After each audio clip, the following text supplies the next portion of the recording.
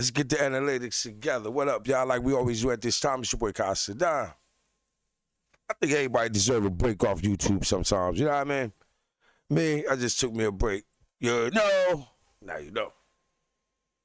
Took me a little break. Been shaking and baking. Been watching what's going on. I've been seeing all the stories, the big U's, the big babies. I ain't impressed. I'm still not impressed. I'm not impressed. I want to be impressed when I do my stories. I want to be like, yeah, I feel good about doing these stories. I don't want to talk about these niggas' business, man. That's their business. That's their business. It's big baby business.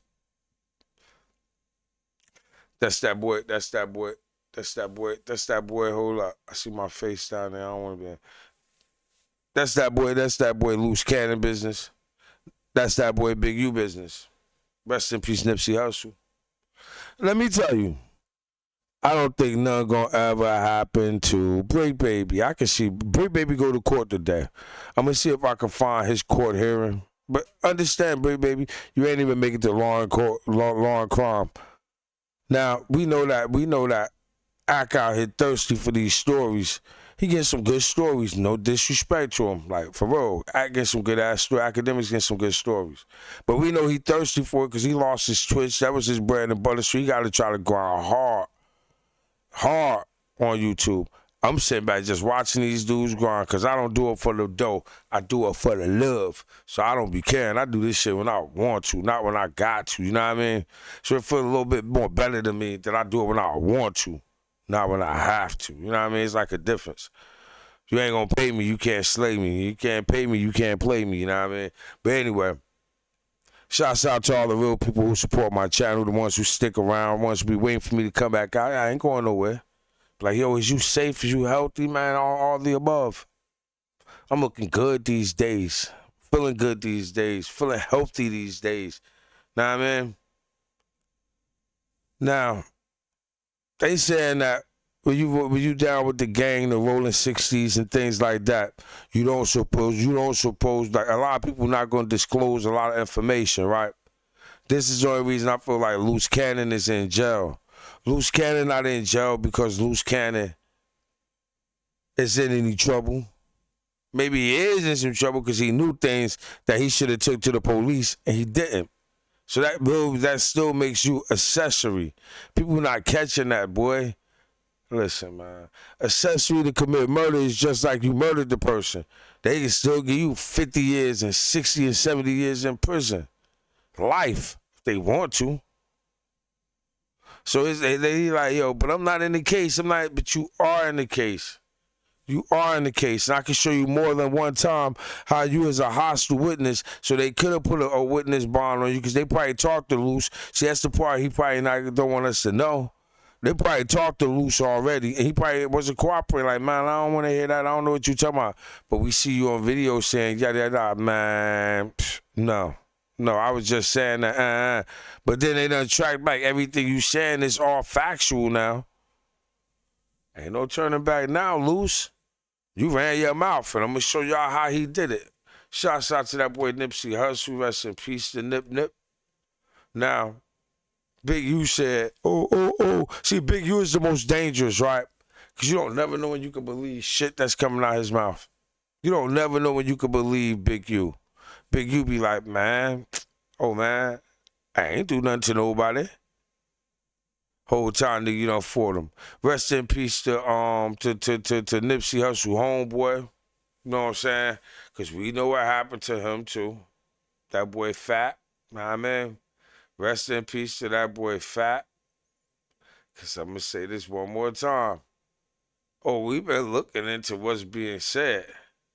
A lot of these dudes just doing this shit to have some clickbait story or some stories to talk about. They want clicks and views. Man, give me 3 clicks, 3 views. I'm good. We good. Thank you. I appreciate it. Much love. I ain't doing it for none of that shit. I'm doing it just to have it on my portfolio, my record to say I did say that. If you go back and look at a lot of my videos, I told y'all all this stuff was gonna come to play. The only thing nobody is looking at is Brick Baby was also partially raised by a police officer who worked at the LAPD with high rankings that nobody want to touch. His rankings go so high that he still got friends that work at the LAPD that supports him. And that's Brick Baby. That's Brick Baby's grandfather. I would call him his grandfather, even though it's his step-granddad, because that's his stepfather's dad. I told y'all, look into it, his stepdaddy is a goddamn kingpin. His mama took over the business for the stepdad. The stepdad was working with the feds, got her ass pinched too. But the whole time, Brick Baby mother's boyfriend, Kevin, daddy, Maurice, worked down at the LAPD. It was high mad shit, buying properties for his son, who was a drug kingpin. I told y'all all that. All this shit gonna get real deep. Big, you wanna sit there and lie and be like, oh, he. Nigga, why you think they got Luce Cannon and Brick Baby in the cell together? They both been setting you up. I don't never think they was beefing. Even when they act like they was beefing all that time, it's like, sweetie, and all that stuff. Listen, pay attention. Pay attention. Them boys' wives are cool. They seem pretty cool. They just made Big U think, oh, we beefing. Because Brick Baby was under Big U wing, and so was Luce Cannon. They both put in work for him, and they both got cases. They both done things that the feds was asking them, and they was giving up information. And if Luce wasn't giving up information, it's just the shit he was saying on his videos, on the videos he was putting out there. Now listen to this here. Listen to this. Watch this here. With us and you know, benefit from it. And now he was gone. Some sources claim that Fatz's death was a direct consequence of the ongoing war between Nipsey and Big U. Whether it was a warning, a message, or something even more sinister, no one in the 60s is willing to talk about it openly, and that silence speaks volumes. I ain't expect that at all, and the timing was crazy. Nobody was willing to talk about it but Luce Cannon. Luce Cannon got right on the goddamn Wack 100 show. Or was it Adam 22 with Wack 100 hosting? And got right up there and told all the information that no other rolling 60s was willing to say. And I feel like this. These young motherfuckers don't really respect OG shits and all that. I just feel like they was trying to dethrone Big U the whole time. And this how they did it. They swiped that boy off the streets. Luce Cannon said that Nipsey was his homie. That's why I feel like him and Big U fell out about the Nipsey thing. But, okay. It's really While there's no official proof tying Big U to Fatz's death, the patterns are hard to ignore. The tension between Big... Now, let me tell you what's crazy about that. Let me cut in. Fatz, right? That's another person that they're investigating Big U for having something to do with. They saying that Nipsey was out there fighting Big U. So they was bouncing around doing their thing. Nipsey was doing his little thing. They got some other dude to jump in. It's all on this video. He got some other dude to get involved in the fight. Nipsey served him on a platter. They said Nipsey beat the F out of Big U. I don't know how true it is, but that's what I'm hearing. I heard he beat Big U pretty good. This is alleged for entertainment purposes. Now, after that, they got some other dude to jump up and fight Nipsey. Nipsey beat him too. They saying that Fatz, the one that they showing in this video, right here. They saying this young man, right? Him and Big U start fighting. They saying he beat Big U up. He's a little short dude. He was like 5'4", stocky. See, he was a ride or die. He helped Nipsey start from this. They was just rapping and trying to get it together. Fatz been there from day one. Rest in peace to Fatz. Rest in peace to Nipsey Hussle. And I hope these young men get justice. But he was also killed right after he put Big U on his behind. Big U said, "We never had a fight." But his homeboy, Sweetie, Big Useless, and all that, begs to tell a different story. That's why they got him in jail, like him and Big U, and they're locked up together. No, you're going to testify against him. We know what you in there for, Luce. Talk about it openly, and that silence speaks volumes. I ain't expect that at all, and the timing was crazy. So it's really f***ed up. While there's no official proof tying Big U to Fats' death, the patterns are hard to ignore. The tension between Big U and Nipsey, the attempts to sabotage his career, and the backdoor hit all paint a picture of deep-seated conflict. Big U's criminal past. But to really understand how we got here, So now, Big U was out there beefing with Fats, which is Nipsey's best friend. And I go back and show you Big U talking, me and Fats never had a fight. Me never had a fight. Your homeboy telling a different story, though.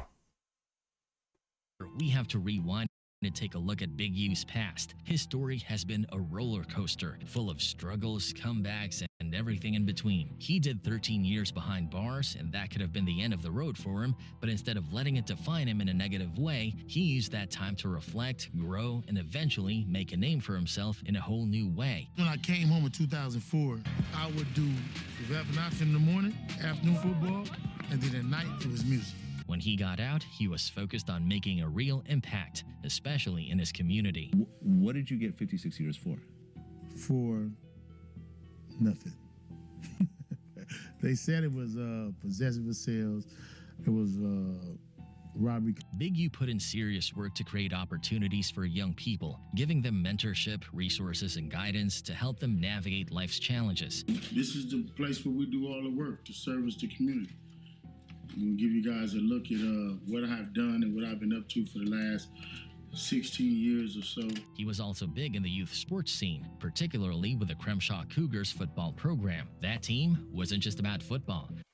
And that's why Rashawn trusted him, because he played football for Big U once with his son, with Big U's son. Big U's son went on to go to the NFL. Rashawn dead. Rashawn dead. Rest in peace to Rashawn. They wonder why this guy is swiped and sniped off the streets, right? Okay. Keep trying to figure it out. It ain't hard to figure out. But these are the feds that's looking at this stuff, not just no street blogger or no little blogger trying to get some clicks. Nah, the big dogs is on it now. It was about discipline, teamwork, and leadership, setting kids up for success way beyond the field. So I always had a love of football. I studied. My main sport growing up was martial arts, and that's what I did, martial art boxing. And then when I came home, to answer the question, Robert Garrett. Between his work in music, philanthropy, and sports, Big U's story looked like a classic redemption arc, proof that with enough determination, you can turn things around and build something meaningful. But no matter how much good he did, there was always a shadow following him, and that shadow got a whole lot darker after Nipsey Hussle's murder. Nipsey Hussle's death conspiracy. The rumors started swirling almost immediately. While there was never any solid proof, whispers in the streets linked Big U to Nipsey's death, with some believing he had a hand in it, whether directly or through influence. Big U, with his long-standing ties to LA's gang culture, was already a polarizing figure, and some even He never was going to outlive that Fats put hands on him. Nipsey put hands on him. Brick Baby, Shitty Cuz, a.k.a., took the order.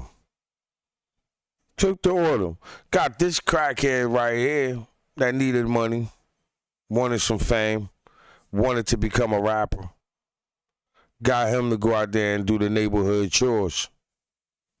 Now, as he's saying, damn, these chores done messed up my whole family. I got people that done died. Now, y'all don't think that Eric Holder told these people something? Eric Holder finna come home in a couple of years. But, hey, don't pay me any attention. I'm just a nosy-ass blogger with no clicks and no views. Don't pay me no attention. suggested he had a motive or played the role in hiring the shooter. Passed away automatically. Big U did it. Of course, with how high-profile Nipsey's murder was, these theories caught fire. Big U's name kept coming up, especially since his relationship with Nipsey had ended on a rough note. There was talk of internal conflicts between Nipsey's Rollin' 60s crew, rumors of extortion, and all kinds of street politics that might have played a role in what happened. He was supposed to do a job, or somebody sent him or whatever, and he was nervous. He was supposed to hit that alley with that red shirt immediately. After Nipsey's passing, Big U spoke publicly about their bond, saying Nipsey was like family to him. Just days later, he played a major role in organizing one of LA's biggest peace marches, bringing together rival gangs to walk through the streets and pay tribute to Nipsey at the Marathon store. One of the things was, while the sweater and the crew necks is getting famous, everybody start bootlegging. The Tag Game Marathon, the Crenshaw crew neck is a knockoff. In the year that followed, Big U reflected on his former artist, opening up about Nipsey's influence and their shared impact on the Crenshaw community. That rare conversation gave people a more personal look at their relationship. And then think about it. This old grown-ass man chasing around trying to extort children. He used to roll with Suge Knight. So while Suge Knight was the leader and the big dog of the Bloods that was on death row, he was the influence for the Crip niggas that was on there. So I wonder how close is him and Suge Knight relationship really are. Because Corrupt and all them little Crip dudes that was on death row, they was under Big U. That's why nobody never fought with Corrupt, and he was able to be a small little nigga that you never heard nobody doing nothing to. So when him and DMX went through the beef, you whack, you twisted, your girl's a hoe, you broke, kid ain't yours, and everybody know your old man said you stupid. You be like, so I love my baby mother, I never let her go. When that shit was going on, Big U was somewhere lurking, and I'm sure he wanted some of DMX money for making a diss record. I wonder, did they ever have to pay Big U? Because they was finna try to toss him. He was finna go back there and discipline this Nipsey like he was his father. I heard his father came out there and clonked his ass in the head with a bat. I thought that he hit the father with the bat. No, the father hit him with the bat. Bust him in his shit. Told him, get the fuck away from me. And Black Sam told that nigga, hell, that's when Black Sam pulled the gun and shot in the air and told that nigga, next one going in you. You ain't doing nothing to my brother or my father. Get out of here. Beat it. You're not taking him nowhere. So, what could they do? Put a hit on Nipsey Hussle. Sad.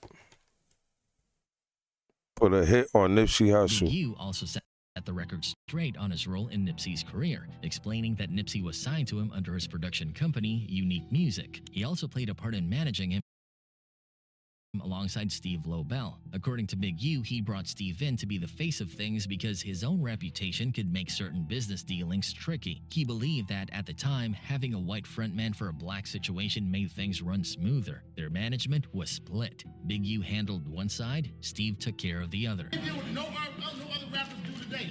He sold his own music. So when I came along and Steve came along, we had a formula that merged with what he do, but he outworked any artist I've seen. Big U also pointed out that while Nipsey went full speed ahead into the entertainment industry, he himself stuck to his community work, the same work he had been doing for years. After getting out of prison in 2004, he didn't reconnect with Nipsey right away. It wasn't until around 2006 to 2007 that they started working together again. During that time, Big U was linked up with Suge Knight and his brother-in-law Rick, and Suge even provided studio time for Nipsey's early recordings. What I tell you, him and Suge was linked there. These niggas trying to come home, bro. Like, I ain't being funny. Brick Baby. I don't see his grandfather not trying to send him into law enforcement or nothing like that. He's a college graduate. Brick Baby is a college graduate, y'all. His granddaddy got ties to the LAPD.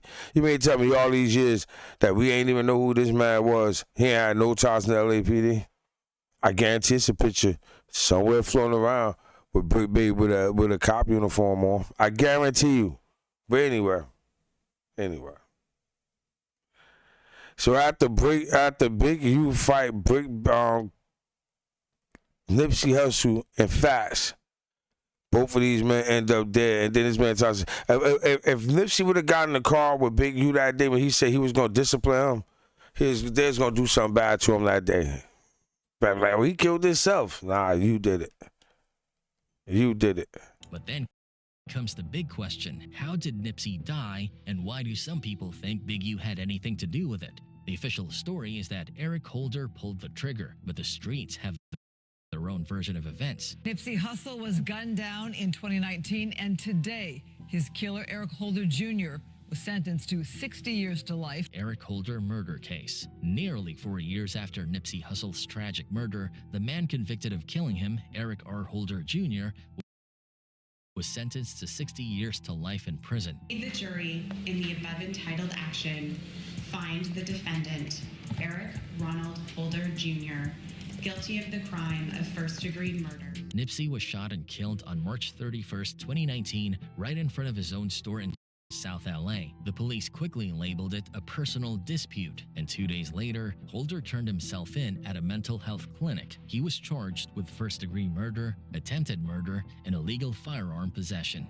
though he pleaded not guilty and was held on a $6.5 million bail. At the trial, the prosecutors laid out the case. Holder and Nipsey knew each other from back in the day, and when they randomly crossed paths in a strip mall parking lot, Nipsey allegedly brought up rumors that Holder had cooperated with law enforcement. Witnesses said that minutes after that conversation, Holder left, came back with 2 guns, and opened fire. On March 31st, 2019, Eric Ronald Holder Jr.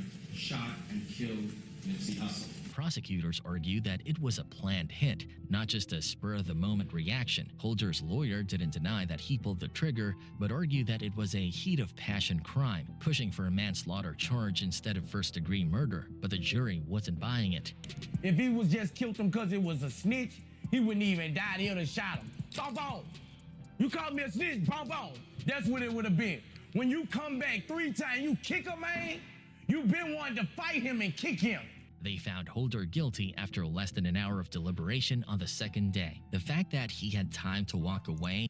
Now, I never feel like Boosie said stuff that made sense to me. Like, but what he just said, nigga, that's 100% true. You always wanted to fight him. You always wanted to kick him. You always wanted to have him in that position because you always been hating on him. They did music together, y'all. Don't believe that they didn't know each other. They did music together. Nipsey just wouldn't mess with him because they say he was doing drugs. They say he was doing drugs. So they wouldn't mess with him. So he's saying him. I don't believe that he called him a rap. I believe he said other things to him. And that's why he came back and did what he did. You know what I'm saying? Like, but as far as saying, oh, he called him a I don't believe that. Grab his guns, eat some fries, and then come back to shoot Nipsey made it clear to them that it was premeditated. Besides first-degree murder, Holder was also found guilty of 2 counts of attempted voluntary manslaughter for hitting 2 bystanders, along with charges of illegal firearm possession and assault with a deadly weapon. In court, he stayed emotionless, sitting in a navy suit and white sneakers, while the verdict was read out to a silent courtroom. We, the jury, in the above entitled action, find the defendant, Eric Ronald Holder Jr., guilty of the crime of first-degree murder. Nipsey's legacy. Nipsey's death didn't just shake the hip-hop world. It sent waves through LA's gang culture. Something rare happened in the months following his murder. A massive effort to bring peace between rival gangs, something that hadn't been seen since the early 90s. Bloods and Crips, divided by decades of violence, came together to honor Nipsey, who had always pushed for unity and peace despite his own affiliations. Even with Holder behind bars, the theories and whispers about Nipsey's death haven't died down. Some believe the beef went beyond a personal dispute, hinting at deeper tensions within the Rolling 60s, or even suggesting outside influences had a hand in it. And that's where Big U's name keeps popping up in conversations. Whether there's any truth to it or not is another question entirely. After Nipsey Hussle's murder, peace talks between rival gangs felt like a throwback to 1992, when Tupac helped organize a truce in Watts. We as rappers that violence. We bought the violence that we seen on the street. We put in our records for years. And after 3-4 years, people finally starting to see it because of all the statistics that's going on in the streets. If we stop talking about it, then they wouldn't take statistics. And when they stop taking statistics, then we'd be killing each other in the street, and these white people wouldn't care no more. Back then, the Thug Life Manifesto set rules for the streets. No snitching, no harming civilians, no selling to kids, aiming to bring order and uplift communities. Nipsey was just 6 at the time, but decades later, he embodied that same vision. On March 31st, 2019, he was shot outside his own store at Crenshaw and Slauson, the very place he turned into a symbol of unity and progress. Nipsey called himself the Tupac of his generation on dedication. He was set to get a Hollywood Walk of Fame star on August 15th, but he was more than a rapper. He was a visionary entrepreneur. He fought gentrification, invested in his community, mentored artists, and worked to unite rival gangs. His legacy wasn't just music, it was about uplifting LA and redefining its future. Who really killed Nipsey? Now, there's no debate about who pulled the trigger. Eric Holder was caught, tried, and convicted, but the real mystery is why he did it. Officially, prosecutors say it was a personal dispute, something about Nipsey confronting Eric over snitching rumors, but on the streets, a whole different theory has been making the rounds, one that points directly at Big U. According to Whispers in the Hood, Eric didn't act alone. He was supposedly carrying out orders. And if you know anything about Big U, you know he's got deep connections and serious pull in LA. Word is, business owners in certain areas have to pay Big U taxes for protection. And since Nipsey had his store right there, he was expected to pay up like everyone else. Some say Eric was the one collecting that so-called tax on Big U's behalf, and when Nipsey refused, that's when things turned deadly. Now, let's be real, these are street rumors, not proven facts. Nobody really knows the full story, and if Nipsey were still here, even he might not have all the answers. But because people believe Eric was acting on someone else's orders, the blame keeps circling back to Big U. If these allegations ever hold weight in court, Big U could be looking at a life sentence in federal prison. But as of now, it's all speculation, just another chapter in a story that's still unfolding. Anyway, that's it for the video, folks. Bye.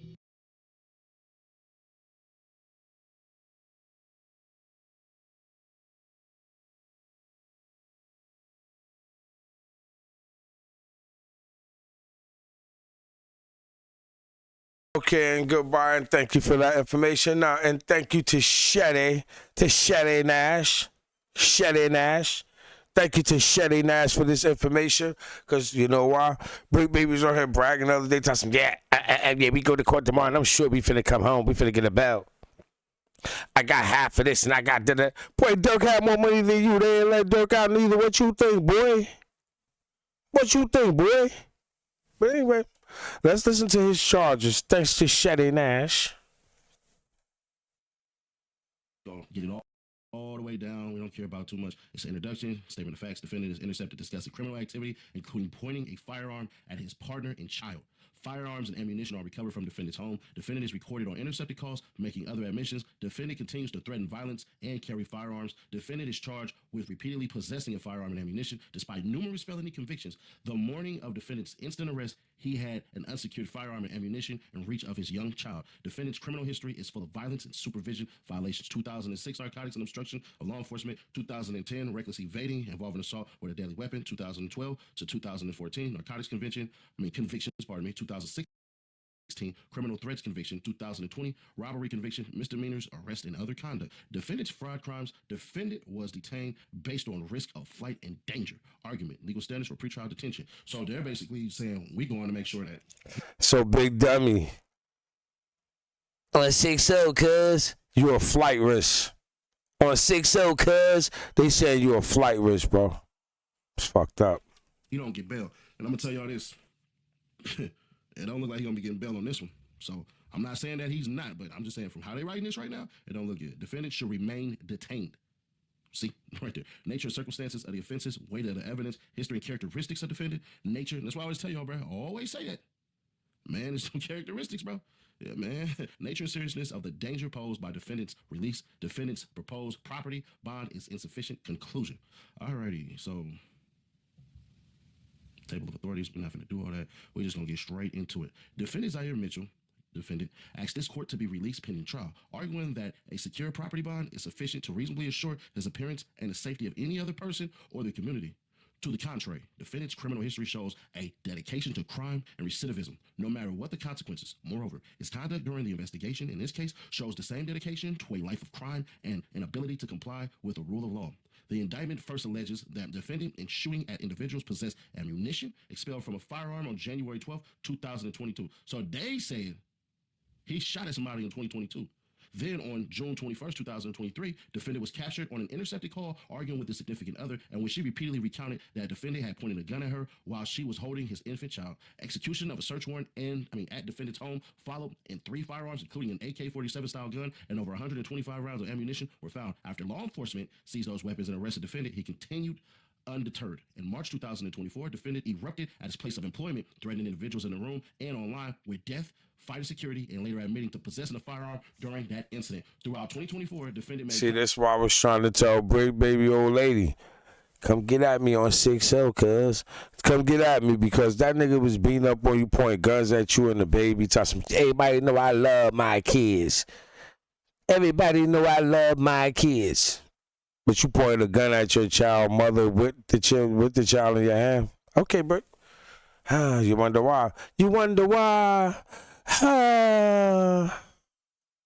Claims online of murdering people and threatening to do the same to others. Then, on March 18, 2025, the day before his arrest in this case, defendant went on a live video podcast with someone who he had previously threatened to kill. During the podcast, sitting across from that person, defendant brandished a firearm in his waistband. Defendant was arrested the following day. An unsecured firearm with multiple magazines of live ammunition matching that seen in defendant's waistband on the podcast were found where defendant was staying with his young child. All of the above conduct occurred after years of violent crimes, firearm possession, evading charges, and troubling conduct disseminated throughout the internet. Defendant's lengthy periods of incarceration and supervision have not deterred him from continuing to commit dangerous crimes. There is no reason to believe this arrest will be any different, and the safety of the public demands that defendant remain detained. Bruh, you gotta be kidding me. Now, long story short, right? Brick Baby, thank you for the come home today. I bet you Brick Baby not on Adam 22 right now. I bet you Brick Baby not on the radio right now saying, I'm free. Listen to this shit. This is another part of the paperwork that said he rash. Evading charges and troubling conduct disseminated throughout the internet. Defendant's lengthy periods of incarceration and supervision have not deterred him from continuing to commit dangerous crimes. There is no reason to believe this arrest will be any different, and the safety of the public demands that defendant remain detained. Bruh, you gotta be kidding me. Statement of facts. Defendant is intercepted discussing criminal activity, including pointing a firearm at his partner and child. In the first several months of 2023, defendant was intercepted on multiple court-authorized Title III wiretaps, both on his phone and his associate's phone. On multiple calls, defendant discussed criminal activity. Throughout March 2023, defendant discussed how the mother of one of his children accused him of pointing a gun at her, and defendant claimed it was a lie. But on June 20th, 2023, a second person accused defendant of the same conduct. That day, defendant's significant other, KC, stated, "You pulled a gun out on me with your daughter. You pulled a gun out on me in front of your fucking daughter. You pointed a gun at me with your bitch ass." Defendant responded, "I don't give a fuck, nigga. I don't give a fuck, bitch. Ever since I've been with you." The following day, defendant argued with Casey again about her picking up her daughter, ordering her to take the fucking baby outside. "You stupid bitch. You sit in the house all day. You dumb asshole." Casey told defendant she could not walk or drive because defendant fucked up her leg and that he was the one who hit on people. Defendant responded, "Man, I'm 6 out. Shut the fuck up, bitch. I just told you, nigga, you keep playing with a nigga, you just want to see a nigga." Defendant told Casey, and I had to do my Brick Baby voice. I can't do it like point and shoot though. To leave and said that they were done. On the same day, Casey again stated, "It was so fucked up that you can't even apologize for the shit that you do. You never apologize for treating me bad, pulling a gun out on me like this shit is cool for you. But you want me to go do shit for you? You talking about you don't want me? Shit, you got going on, but you gonna pull a gun out on me and my child though, right?" Defendant responded, "I was 6 out, yeah. I don't give a fuck, bitch. I don't give a fuck. I don't. I was 6 out crip, nigga." Firearms and ammunition are recovered from defendant's home. Following the above-mentioned calls, law enforcement obtained search warrants for defendant's home, car, and person. Inside his home, law enforcement found 3 firearms and ammunition listed in count 2 of the indictment: a .380 caliber pistol, a 9mm caliber pistol, and a 5.56 by 45 caliber assault rifle style firearm, and over 125 rounds of ammunition. Defendant tried to drop some of the firearms and ammunition from his balcony into the courtyard of his apartment complex, just as he previously stated that he would on another intercepted call. God damn, Brick. Defendant is recorded on intercepted calls making other admissions. Throughout the remaining period of wiretaps, defendant made countless assertions or threats pertaining to violent conduct and weapon possession. For example, on See, Brick Baby, you ain't know they had all this, did you? You still think you getting out? Let me go see did he get out. Now, when Brick Baby and Luce Cannon was on the phone with Luce Cannon's old lady, Brick Baby swear to God he's getting out. He thinks so heavily he's getting out, right? But if he know all the stuff that they pointing their fingers at him for, boy, please. As far as Luce Cannon, I thought that Luce Cannon was just being held as a material witness because he knew so much about the Nipsey Hussle. What happened with Nipsey Hussle, that's why Nipsey case is back open. But then when you think about it, when they're going back and tracing him back to being at PMB's murder scene, it don't look good for him neither. Don't look good for him neither. Now, on top of all this man was making threats. Somebody was turning him into the people already for the threats they was making. He said that's on 6-0 cuz and all this shit. He even said that he don't respect none of the gang members and none of the older gang members and he'll bust on them. But you think he's safe in there? We'll see. You shall see. He was tired of doing what they told him to do and that he was ready to shoot the mother of his child. Later that day, defendant told another unindicted male that he can kill the mother of his child on 6-0. On March 28, 2023, defendant said that he would body slam the mother of his child on her neck to stop playing with him. In the same call, defendant discussed how it felt to kill someone and had to go to school and play basketball the next day. Come on, bruh. Defendant continues to threaten violence and carry firearms. In addition to the intercepted calls online, defendant continued to threaten violence, carry firearms, and discuss both. For example, in March 2024, defendant crashed out at his place of employment, threatening to shoot people and eventually fight a security guard. Defendant later admitted in separate interviews that he had a firearm on him during the altercation and that he brought his daughter with him to the studio. And y'all remember that damn thing right there.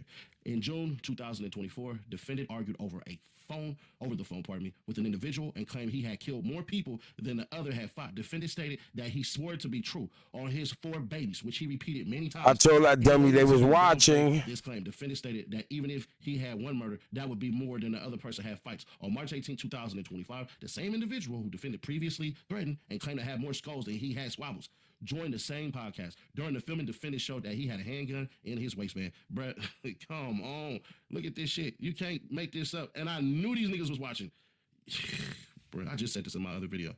Nigga, you can't be serious. Defendant is charged with repeatedly possessing firearm and ammunition despite numerous felony convictions. Defendant is now charged with multiple counts of possessing firearms and ammunition, all in violation of 18 U.S.C. 922G. The first charge stems from defendant shooting 3 bullets in a business parking lot in July 2022 to ward off would-be robbers. The second charge involves all the firearms and ammunition found at his home in June 2023. Both of these charges follow 5 felony convictions. You think you coming home, right? 2012, Okay. 2014, 2016, and 2020, respectively. While the pretrial services report includes a longer criminal history with out-of-state convictions, the morning of defendant's instant arrest, he had an unsecured firearm and ammunition in reach of his young child. On March 19, 2025, law enforcement arrested defendant on the felon in possession charges in the indictment at his residence in Gardena, California with his significant other and young child. Agents found a Glock 26 firearm and a 17-round Glock magazine with 16 rounds of 9mm ammunition, as well as another magazine and 16 rounds of 9mm ammunition. Defendant kept all of that unsecured despite residing with his significant other and child he had already threatened with a firearm before. Despite being arrested with all the firearms and ammunition at his residence in June 2023, despite his many felony convictions prohibiting him from possessing firearms or ammunition, and despite California Penal Code 32310 prohibiting possession of large capacity magazines, i.e. those holding more than 10 rounds, defendant's criminal history is full of violence and supervision violations.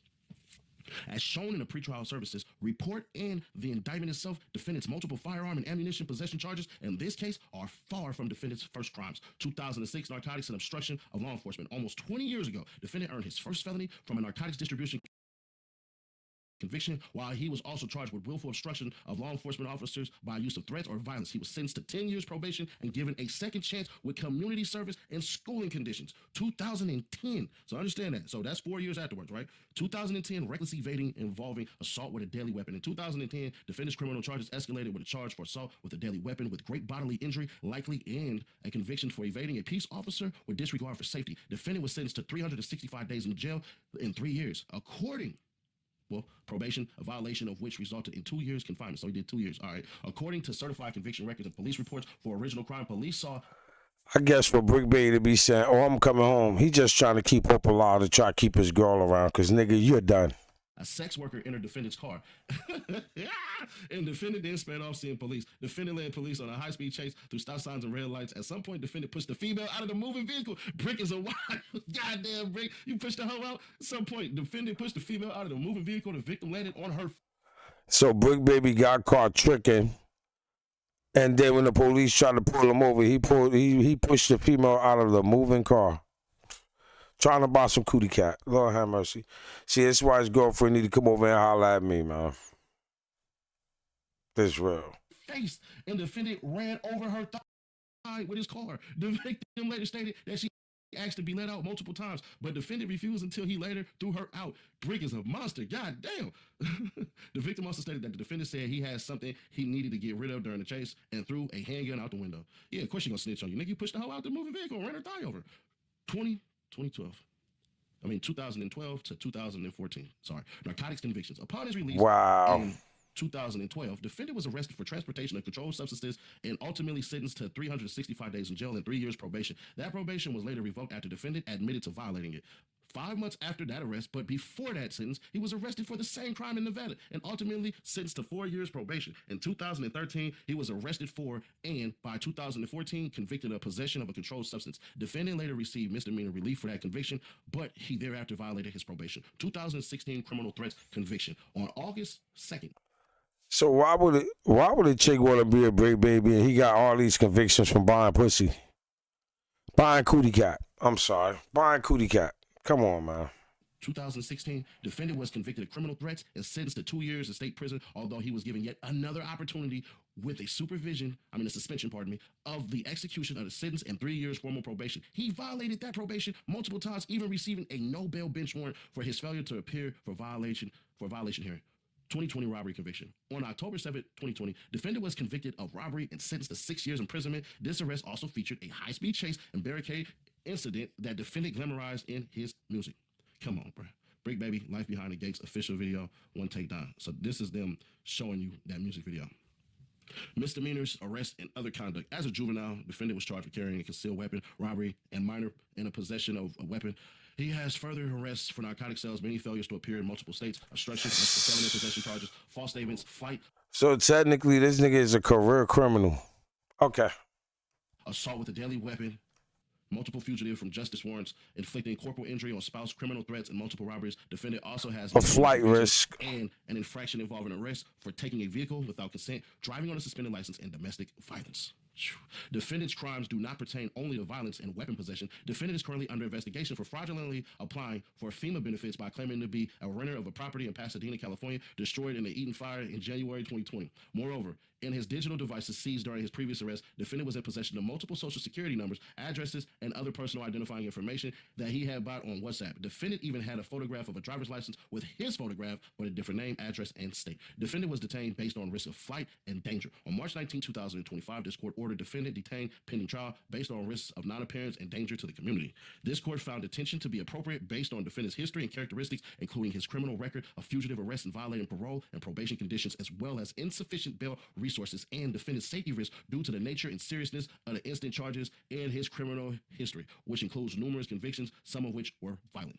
Argument: legal standards for pretrial detention. A defendant must be detained pending trial where no condition or a combination of conditions will reasonably assure the appearance of the person as required and the safety of any other person in the community. 18 U.S.C. 3142E1. Detention is thus appropriate for a defendant who is either a danger to the community or a flight risk. United States versus, we ain't tripping on that. The Bail Reform Act mandates an individual evaluation. And he's both. The factors articulated, the nature and circumstances. He's a danger to the community and a flight risk because he have a lot to run from. So why would they trust letting him out And they trying to say that he had on 6L, cuz you had something to do with them goddamn people that they Sean, Nipsey, and a couple other people. So, I mean, allegedly. Yeah, he's innocent to proven guilty. I'm not saying he did shit. I don't know what he did. I don't know. I don't know.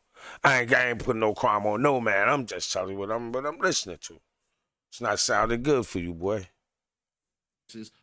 Of the offense charge included whether the offense is a crime of violence, the weight of the evidence against the defendant's character, physical and mental condition, family and community ties, past conduct, history related to drug or alcohol abuse, criminal history, and the nature and seriousness of the danger to any person or to the community that would be posed by the defendant's release. United States versus Windsor, defendant should remain detained. All of the 3142G factors justify ordering defendant to remain detained pending trial. Nature and circumstances of the offenses. The nature and circumstances of the defendant's offenses unequivocally weigh in favor of detention. Defendant's offenses.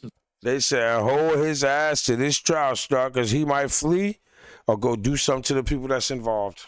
Possessing multiple firearms on multiple occasions and over 125 rounds of ammunition, some of which he fired, are serious. That defendant fired at would-be robbers in a business parking lot and less than a year later was found with firearms after purportedly pointing them at his partner and child, only confirmed the defendant should not be possessing firearms, not to mention his multiple prior felony convictions, each of which alone prohibit him from possessing them. His continued possession of another firearm and even more ammunition at his home with his child during his latest arrest only further corroborates the need for his detention. Moreover, defendant faces a statutory maximum of 15 years for each count. God damn. As currently charged due to defendant's extensive criminal history, likely rendering him in criminal history category 5, and with enhancements for the type and number of firearms and obstruction of justice, defendant faces a likely guidelines range of 92 to 115 months imprisonment based on total offense level of 24. Below are the guidelines and calculations based on the information currently known. Base level 23 firearms, 2 obstruction, 2. The severity of potential penalties involved arguments, defendant's risk of non-appearance. See United States versus Brenham. We're just gonna go down. How could this fool be in jail laughing? You fucked up. You're done. You're done. Okay? Risk of non-appearance, defendant facing fraud charges that expose him to a range of just 57 to 71 months imprisonment. As courts have recognized, such a lengthy sentence provides a significant incentive to flee, and given defendant's criminal history category, he is facing a guideline sentence of nearly 10 years. So there y'all go. Brick is facing 10 years in the feds, bruh. God, dog. Explaining that facing a much graver penalties possible under the present indictment, the defendants have an even greater incentive to consider flight, and nothing that electronic monitoring cannot assure prevention of non-appearance. It is entirely reasonable to conclude that a risk of flight is more likely in circumstances where evidence indicates that defendant faces a substantial risk of being convicted of serious pending charges and receiving significant punishment. Defendant's previous evading and flight from law enforcement, as well as his repeated fugitive arrest, failures to appear, and parole violation confirms the same. In sum, the nature and circumstances of defendant's offenses demonstrate that he is a risk of both danger and non-appearance. Weight of the evidence. The evidence that defendant committed the charged offenses is overwhelming and cannot be ignored in assessing defendant's risk of danger and non-appearance in this case.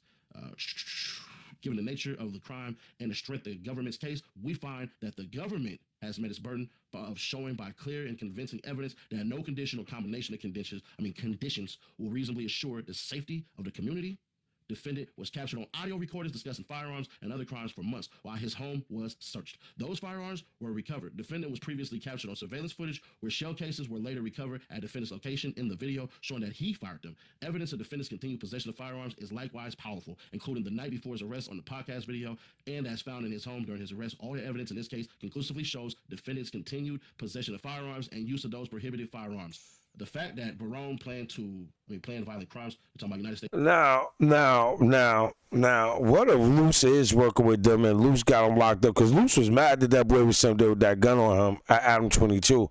And they got him on video, they got the pictures of him with the gun, and they charged him with that. All right, States versus Barone playing violent crimes signals a degree of dangerousness unlikely to be deterred by bail release conditions according to the weight of the evidence which this court shall consider under 18 U.S.C. 3142G favors defendant's continued detention. History and characteristics of defendant. Defendant's history and characteristics also favor detention. Indeed, defendant's involvement in multiple violent offenses renders him particularly dangerous to the community. See United States versus Lomax.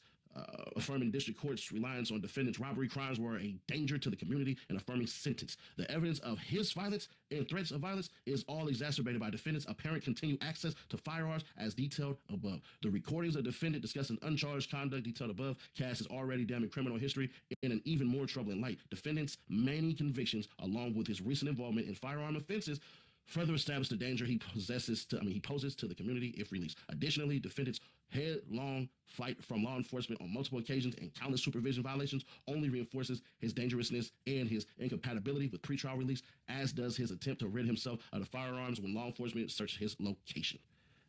See United States versus Hernandez, Miranda, and then fight immediately after commission supports inference of consciousness of guilt. For all those reasons, defendant's history and characteristics supportive of his continued detention, nature, and seriousness of the danger posed by defendant's release. Defendant's release would pose a serious danger to his own family and the community at large. Law enforcement risks exposing its investigation into a deadly criminal enterprise by executing a search warrant at defendant's home in June 2023. All to protect defendant's partner and child from defendant hurting them. And multiple intercepted calls, defendant's partner had discussed defendant physically hurting her and pointing a gun at her and their child. Man, I ain't gonna lie, that's a punk ass shit right there, if it's true. Despite law enforcement seizing multiple guns and ammunition from his home, which unquestionably should have been a turning point for defendant had another unsecured gun and many more rounds of ammunition in reach of his child when he was arrested in March 2025. Defendant's risk of danger to his family cannot be ignored. Additionally, defendant is not only a risk of danger to the community at large, but has acted on his dangerousness time and again. Perhaps most concerning is defendant's continued criminal conduct after being caught with firearms, including illegally possessing another firearm, which weighs strongly in favor of continued detention. Defendant's proposed property bond is insufficient. While defendant's support from family, shown by his mother's willingness to serve as a surety and put up a property bond on his behalf, is admirable, there is no condition or combination of conditions to warrant his release pending trial. Even a proposed secure property bond would not mitigate defendant's danger to the community. In light of the severity of his charged offenses and his seriousness, lengthy criminal history, see United States versus her, affirming district court's denial of proposed $600,000 secure bail package based on a risk defendant posed to the community.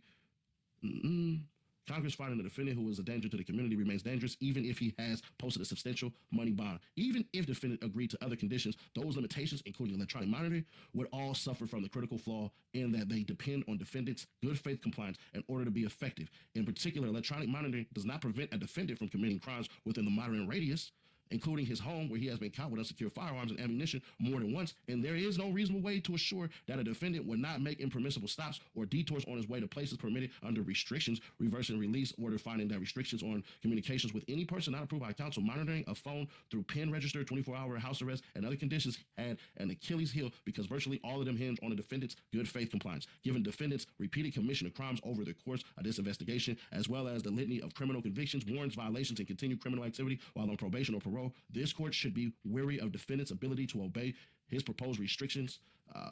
Defendant has already admitted engaged in criminal activities on release. The court is not persuaded she would be able to avoid such behavior if released again. Abide by release conditions is the key factor for determining his fitness for bail. His serial and flagrant criminality counsels against bail in this case. Conclusion, the court should therefore order defendant's continued detention pending trial. Sorry, I was looking for the last page. And we are done. Subscribe, turn on that bell, stay notified, share to keep your people aware. And if you can, Man, shouts out to Shetty Nash. Go over there and subscribe to his channel. He did put in the paperwork. Shouts out to Shetty Nash. Now, I'm going to say this shit again. I told these little dumbass niggas when I talk about 6-0 cuz and all that shit. But y'all think that y'all just going to kill somebody in California. Not to mention the Olympics is coming there. So they trying to clear these streets before that happens. They will make sure that everybody is feeling very safe down in California when when Olympics come down there. I had to sneeze. But anyway, they want to make sure everybody is very, very secure, feeling very safe when they come to those Olympic Games. They not like us. They not like us. And I guarantee, Brick Baby, you will be off the streets real soon. Luce Cannon will be off the streets with Brick Baby, dad, granddaddy that raised him is a police. So I'm sure he's pulling strings to try to get him a good deal. So Brick Baby probably get the best deal out of all three of them. Watch what I'm telling y'all. This your boy Kyle Saddam. Like, share, subscribe, hit the like button. Make sure you subscribe to the channel if you're not a subscriber.